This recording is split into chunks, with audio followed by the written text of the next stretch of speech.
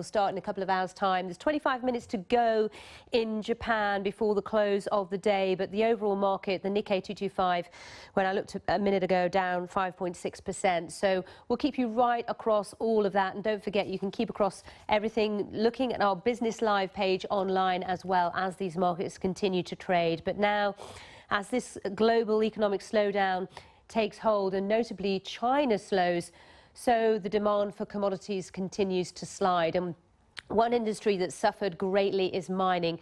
The global players in the industry are gathered in South Africa at the moment for the biggest sector conference in the world, and many are very concerned about the future, with further job cuts likely and the lack of investment on offer. So last year was a torrid one for miners. This graph shows you the downward path for prices of copper, gold, platinum over the last 12 months. The industry has had to dramatically cut costs. South Africa, the world's largest platinum and manganese producer, could lose as many as 32,000 jobs, according to South Africa's mining minister.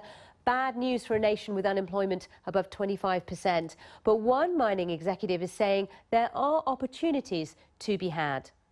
You know, like everything in this modern world, there's always opportunities now to reposition, consolidate. And these are times when new companies emerge, you know, new bunch of entrepreneurs, new people with different ideas. You know, that's the marvel of capitalism, is that when it's broke, there's always somebody that'll come and fix it.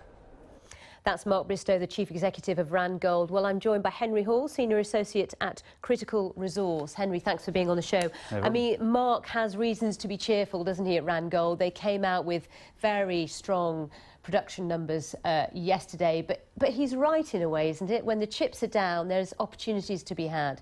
Absolutely, and as you say, Randgold's a rare success story in the current market. They seem to have weathered the storm really rather well, and as a result are in a position to make some acquisitions potentially in this market that's one of opportunity. It's really a buyer's market, but they're not the only ones. There's certainly private equity firms out there that have quite considerable funds that they're looking to deploy now in the right types of assets, and even some of the bigger players that might have weathered the storm slightly better.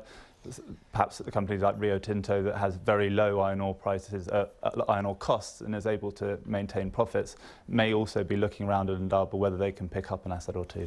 In the meantime, the industry as a whole has had to restructure in a massive way. They've had to sort of cause some mines to just mothball.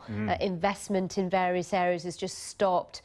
They've had to really rethink their money and where they're spending it, haven't they, in a dramatic way? They have, absolutely. It's a difficult time. They're under huge pressure from investors to cut the debt they racked up building projects in the boom times. And that's meant retrenchment. That's meant cutting back projects. That's meant cutting back staff.